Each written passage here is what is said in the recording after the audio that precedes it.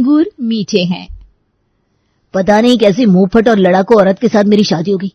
मुझे तो ऐसा लग रहा है कि सारी जिंदगी ना तुम्हारे साथ ऐसे ही गृह युद्ध लड़ते लड़ते बीतने वाली है मेरी। खुद को देखो और नताशा भाभी को देखो। तुम आग हो तो वो पानी है। जमीन आसमान का अंतर है तुम्हारे और भाभी के व्यवहार में। छोटी बहू बनकर आई हो इस घर में, कुछ तो सीख ले लो अपनी जेठानी से।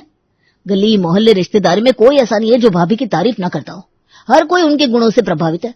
और तुम हो, तुमसे तो तुम्हारा पति इतना परेशान है, बाहर वाले तो क्या ही प्रभावित होंगे। देखो रमन, तुम्हारी भाभी को ज्यादा पतिव्रता बनने का शौक है तो वो बने, लेकिन इसका ये मतलब नहीं है ना कि दुनिया की हर औरत अपने पति के पैर की जूती बनकर रहेगी। तुम्हारी भाभी को महान बनने का शौक है, वो बनी रहे महान, लेकिन मैं अपनी जिंदगी अपनी शर्तों पर जीऊंगी। तुमसे शादी करने के बाद मुझे पता चला कि इंसान को सूरत नहीं सीरत पर ध्यान देना चाहिए। मैं ही पागल था जो तुम्हारे रंग रूप के जाल में फंस गया। अब सारी उम्र पछताने के अलावा मेरे पास और कोई उपाय ही नहीं बचा। ये है पटेल खानदान के छोटे चिराग रमन और उनकी धर्म पत्नी शगुन। और जिन बड़ी भाभी का जिक्र करके अभी ये दोनों पति पत्नी लड़ाई कर रहे थे ना, वो है इस परिवार की बड़ी बहू नताशा और सूरज की धर्म पत्नी। कहने को तो शगुन और नताशा की शादी एक ही परिवार में हुई है। दोनों एक ही छत के नीचे रहती हैं, लेकिन दोनों के बीच जमीन आसमान का अंतर है। जिठानी नताशा पतिव्रता और पति के वचन को ईश्वर की वाणी समझने वाली औरत है, तो देवरानी शगुन गलत बात कतई बर्दाश्त नहीं कर सकती। फिर चाहे सामने पति खड़ा हो या सास, वो तो विरोध करके ही रहती है।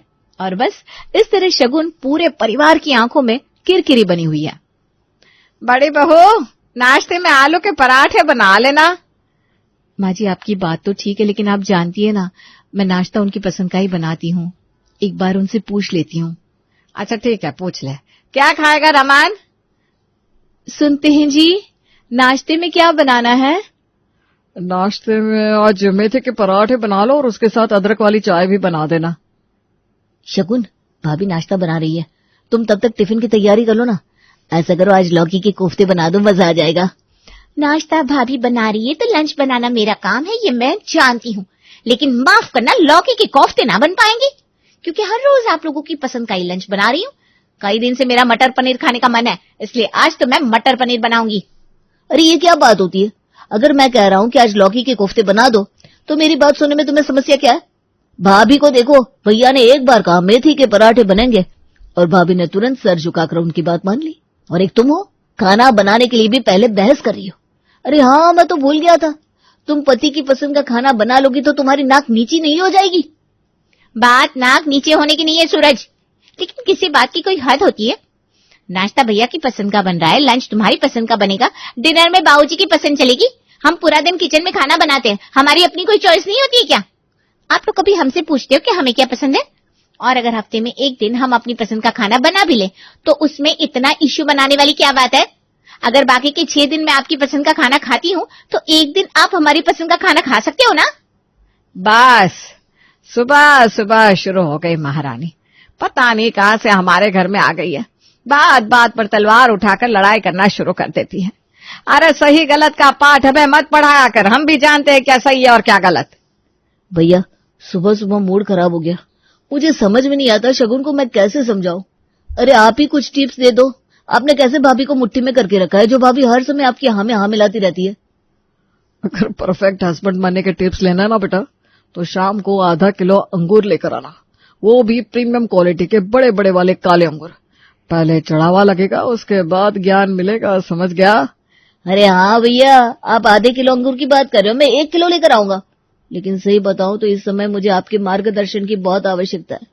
मुश्किल से घंटा 2 घंटे का समय मिलता है हम दोनों को एक दूसरे के साथ बिताने के लिए, उसमें भी हमारा झगड़ा ही खत्म नहीं हो पाता। समझ में नहीं आता ऐसे कैसे गाड़ी आगे बढ़ेगी हमारी। ठीक है फिर छोटे, अभी तो मैं ऑफिस के लिए निकल रहा हूँ, शाम को ऑफिस के बाद बात करते हैं।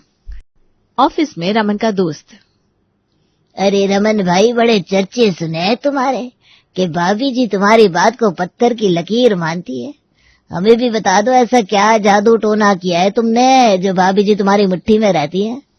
एक हमारे वाली है, बात बात पर संग्राम छेड़ देती है घर में।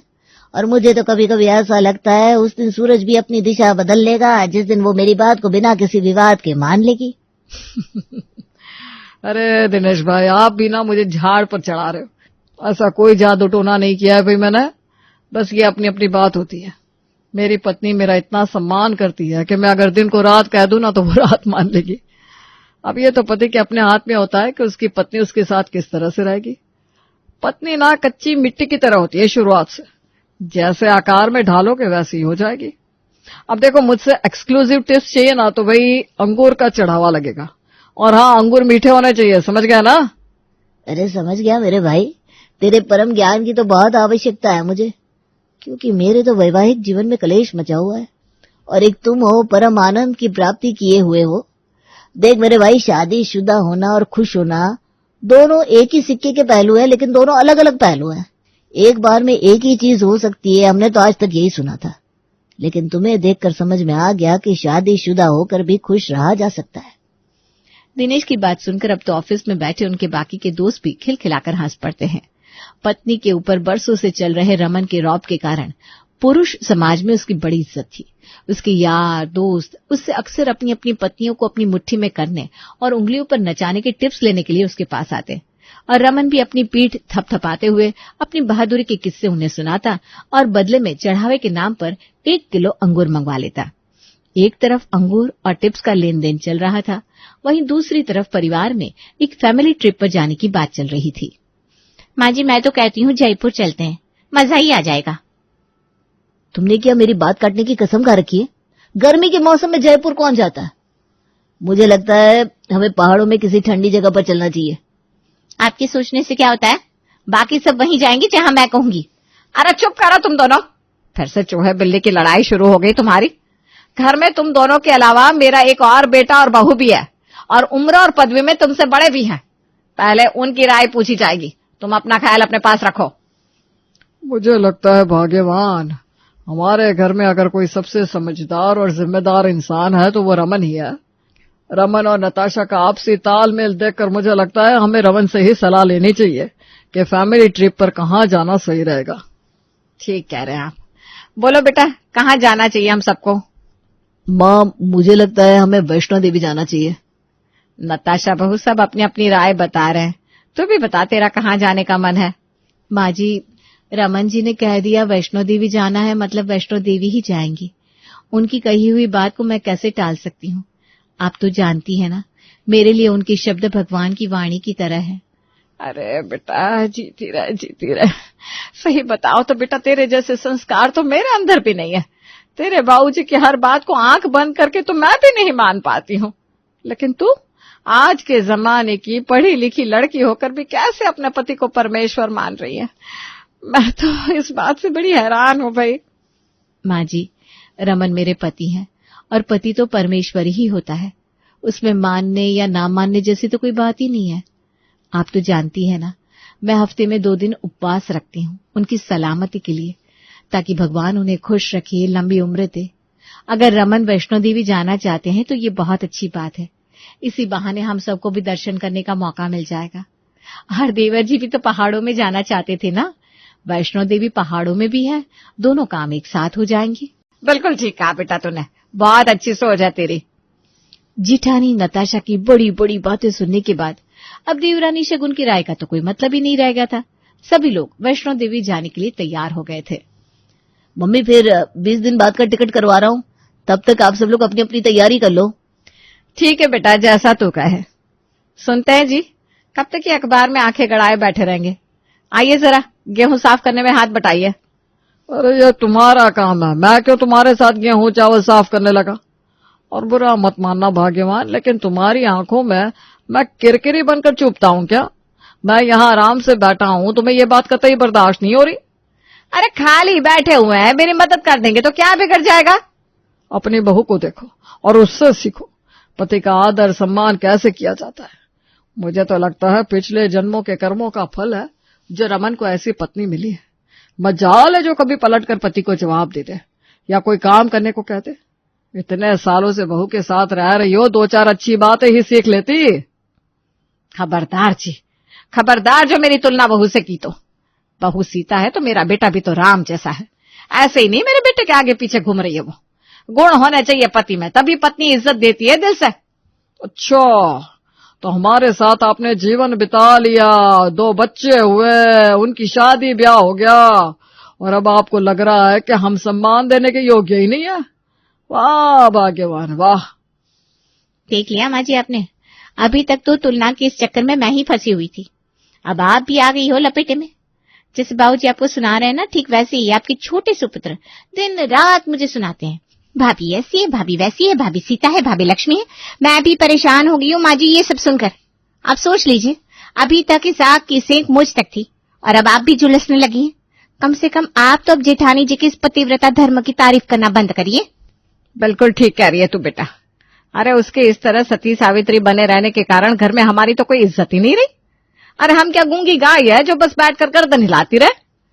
भगवान ने सोचने के लिए दिमाग दिया है, बोलने के लिए जुबान दी है, तो क्यों ना बोले। अभी रुकिए माँ जी, कल की बात सुनिए। अरे नताशा सवेरे सवेरे कहाँ से आ रही हो? नहीं तो मैं तो कहीं नहीं गई, बस अभी पूजा करके आई हूँ। ओहो, तो मंदिर से आई हो, तभी इतना सजी सवरी तैयार नजर आ रही हो।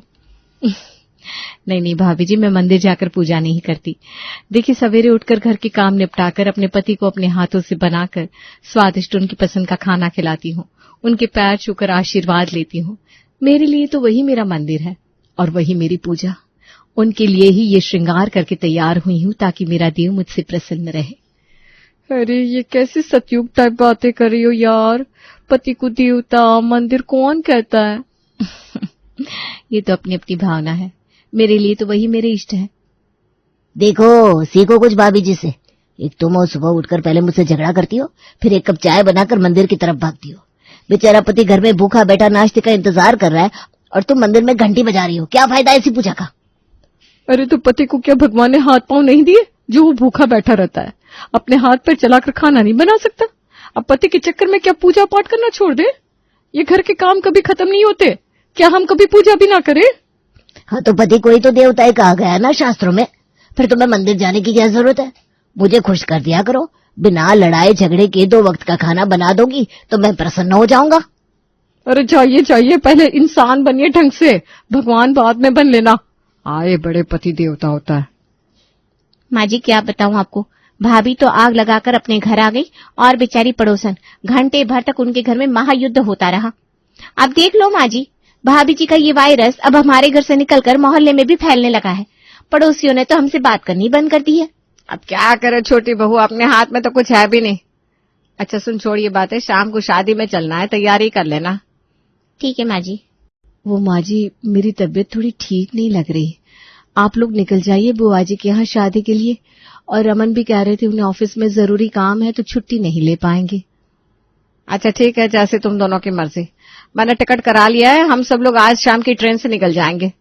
शाम को 5 बजे छोटी बहू शगुन, पति सूरज और सास ससुर शादी में जाने के लिए अपना अपना बैग लेकर निकल गए थे। अभी सूरज और बाकी लोग रास्ते में ही पहुंचे थे कि तभी शगुन को याद आता है कि वो जो शादी में साड़ी पहनने वाली थी वो तो घर पर ही छूट गई है। आप सब लोग स्टेशन पहुंचे, मम्मी मैं घर से साड़ी लेकर आता हूँ। सूरज जल्दी जल्दी घर पहुंचता है और अपनी पॉकेट से घर की दूसरी चाबी निकालकर घर में घुसता है। तभी उसे भाभी की आवाज सुनाई देती है। रमन क्या कर रहे हो यार, और कितना टाइम लगेगा ये साफ सफाई करने में तुम्हें? अरे क्यों शोर मचा रही हो? कर तो रहा हूं ना इतने सालों से, सारा काम तुम्हारा मैं ही तो करता हूँ। तुम्हारे शोर मचाने से मेरे पास कोई जादू की छड़ी तो नहीं आ जाएगी?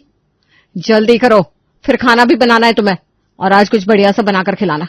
थक गई हूँ सबके सामने ये पतिव्रता होने का नाटक करते करते। अरे मेरी जान, क्यों परेशान होती हो तुम आराम से कमरे में जाकर बैठो। आज सरसों के तेल से तुम्हारे पैरों की मालिश कर देता हूँ, सारी थकावट दूर हो जाएगी। और कैंडल लाइट डिनर कराऊंगा अपने हाथों से बनाकर। और कोई फरमाइश हो तो बोलो जान। तुमने ऑफिस में 2 दिन की छुट्टी के लिए बोल दिया है ना? मैं बता रही हूँ, पूरे 2 दिन एक भी काम नहीं करने वाली मैं।